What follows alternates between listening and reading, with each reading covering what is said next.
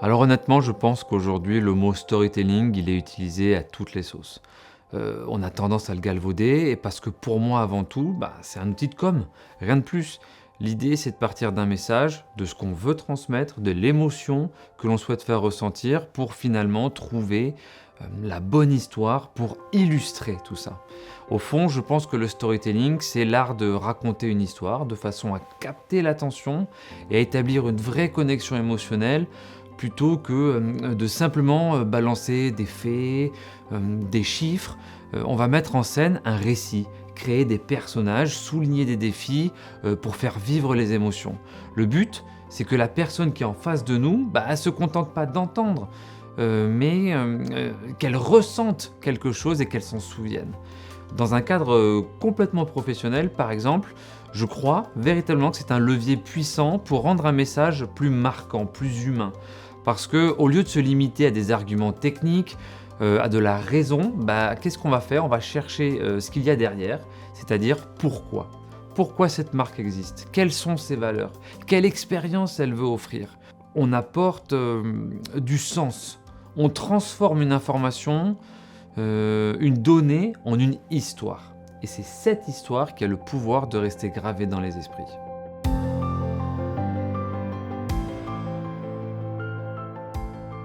Le storytelling s'est vraiment imposé à moi quelque part, c'était une évidence. Faut savoir qu'au départ, j'étais réalisateur de films corporate, institutionnels, et j'affectionnais beaucoup l'aspect visuel, la technique de l'image. Et puis un jour, je suis sur un tournage de film corporate, et puis j'ai un client qui s'appelle Mathieu Billon, qui vient me voir. Lui, il est complètement en transition professionnelle, il est responsable pédagogique dans une école de communication à Subdecom Bordeaux. Et là, il me propose de donner des cours de storytelling à ses étudiants. Et puis il me demande, tu sais faire? Alors moi, spontanément, je réponds, bah oui, tout à fait, bien sûr, ça je sais faire. Sauf qu'en réalité, je n'avais aucune idée de ce que c'était le storytelling. On parle de ça il y a 10 ans.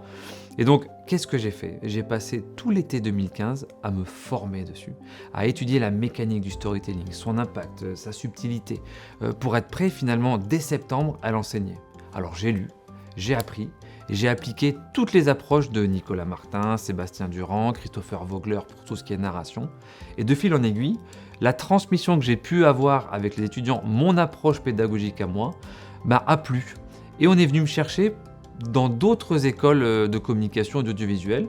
Puis là, j'ai rejoint l'école des conférenciers professionnels donc de Michel Poulart, où après être surtout dans une transmission universitaire pédagogique avec des étudiants, dans cette école des conférenciers, j'étais plutôt dans la transmission avec des adultes, des experts qui voulaient devenir conférenciers. Et donc mon rôle, c'était de les accompagner pour injecter du storytelling dans leurs propos, dans leurs conférences, pour qu'elles deviennent vraiment impactantes, je dirais, inspirantes, pour qu'elles aient véritablement un message fort. Ce qu'il faut comprendre, c'est que moi, en tant que storyteller, je ne crée pas des histoires de toutes pièces. Mais je fais simplement parler celles que les autres oublient de raconter. Je crois qu'aujourd'hui, les marques et les entrepreneurs, ils n'ont pas forcément besoin de plus de visibilité. On est quand même à l'heure du réseau social et de la vidéo, de la publication vidéo à outrance. Je crois qu'au contraire, elles ont besoin de plus de sens. C'est pour ça qu'aujourd'hui, moi, j'accompagne des entrepreneurs et des dirigeants qui se sentent un peu perdus dans leur communication. Tu vois, quand il s'agit de s'adresser à ses collaborateurs, ou plutôt même en externe, quand il s'agit de s'adresser à ses prospects ou ses futurs clients. Je pense véritablement qu'ils ont besoin d'être entendus, reconnus, et de laisser une empreinte forte dans l'esprit de leur public. C'est pour ça que le storytelling, aujourd'hui, c'est au cœur de mon métier. Il s'agit pour moi de révéler la puissance des récits qui sommeillent dans chaque personne que j'accompagne, dans chaque entreprise, parce qu'au fond, je sais que ce ne sont pas les images qui marquent le plus, mais ce sont les histoires et les émotions qu'elles véhiculent. Le storytelling, c'est pas juste raconter des histoires en fait, c'est révéler celles qu'on ne voit pas.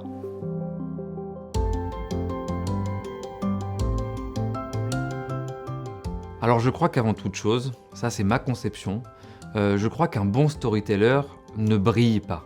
Il ne cherche pas à briller, mais au contraire il les éclaire. Et finalement, les meilleurs récits ne sont pas inventés, mais ils sont révélés. Je ne me contente pas simplement de raconter des histoires.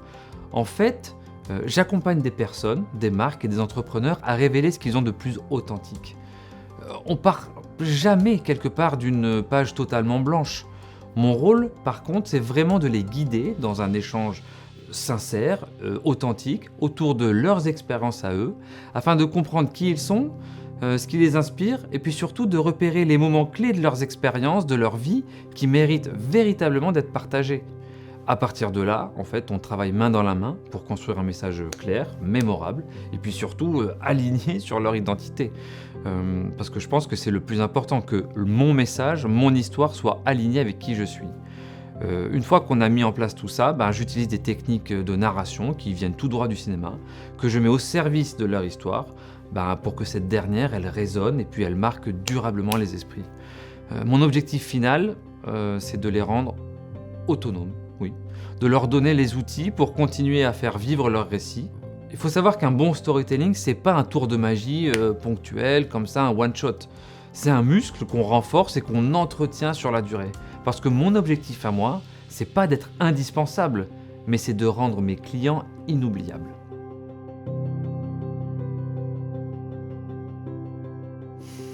Ouais, sans conteste, je crois que c'est l'été 2023. Je pars en tournage en Islande avec un client et en plus un ami pour faire un podcast vidéo. Et là, j'arrive à Montparnasse et 3 heures avant de prendre l'avion à Orly pour Reykjavik, on me vole 20 000 € de matériel. À ce moment-là, c'est le vide total. Plus d'outils pour travailler, plus aucune perspective pour la suite. Je sais plus du tout où j'en suis. Sauf que j'ai eu la chance de ne pas être seul dans cette épreuve. Oui, parce que mon réseau, ma famille, mes amis, même mes collègues ou des personnes que je ne connaissais même pas sont venus me voir et m'ont tendu la main et m'ont soutenu.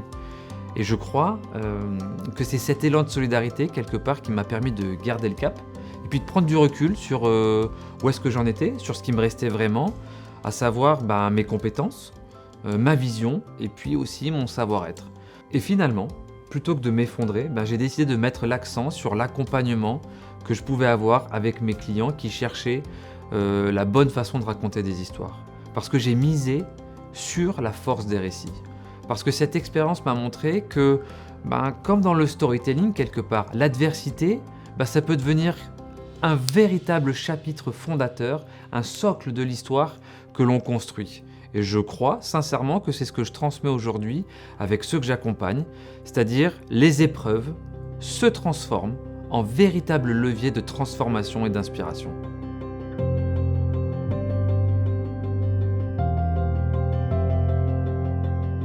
Aujourd'hui, je remarque une erreur récurrente dans le storytelling, que ce soit sur les réseaux sociaux, sur Internet ou même dans la publicité, c'est le manque d'enjeu. Souvent, l'accent il est mis sur la finalité, sur la fin de l'histoire, si un objectif il est atteint ou non. Sauf que en réalité, ce qui est beaucoup plus porteur, ce qui est inspirant, ce qui va être impactant pour le spectateur, le lecteur, c'est le chemin que l'on parcourt. Parce que dans toute histoire, il y a un chemin. Et ce qui captive notre attention, je pense, en tant que spectateur, auditeur ou lecteur, c'est de comprendre par quelles étapes les personnages sont passés. On veut savoir quelles épreuves ils ont rencontrées, quelles difficultés ils ont affrontées. On veut voir les ressources qu'ils ont mobilisées, les solutions qu'ils ont dû imaginer pour surmonter ces obstacles. Ce parcours, avec ses moments de doute, mais aussi de persévérance et de dépassement de soi, je crois que c'est ce qui nous attache au personnage.